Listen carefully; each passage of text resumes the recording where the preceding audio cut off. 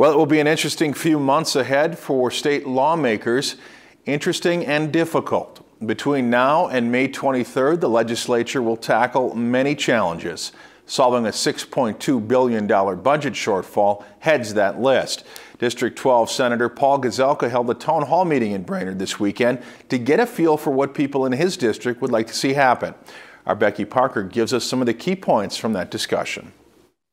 We know we've got to get our ship in order now. Senator Paul Gazelka talked spending cuts and government redesign during a town hall meeting at the Brainerd Public Library. Well, I think people have rightly talked about government wanting to be more responsible, but being careful about how we rein in runaway government spending, that this affects real people, and whether it's local government aid or teachers' salaries. He said spending cuts had started with the state government. We cut our committees from 26 down to 16. A major issue on the table was the 2-year school salary freeze that passed in the Senate last week. One attendee said it was unfair to districts that had already imposed salary freezes. But Gazelka said only 1 or 2 districts had, adding that the legislation will keep more teachers employed.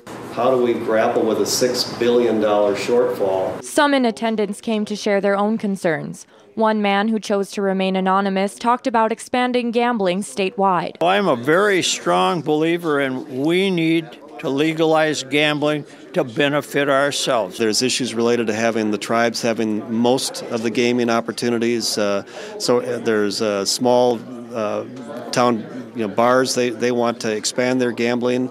So I'm trying to look at all the different issues and make sure that we find what fits for Minnesota. Gazelka also discussed a bill he co-authored that would make English the state's official language. He says sharing a common language brings people together. Any efforts to require that English be an official language, it's an artificial thing that I don't think will work. Gazelka says it's important to go out into the community and hear citizens' concerns firsthand. If you just sit down there, you're in an ivory tower, you don't really hear what's going on, you don't hear about how your decisions might be affecting people, and so we try to get out and talk to the people to see if what we're doing is on target with what they want us to do. Becky Parker, Lakeland News.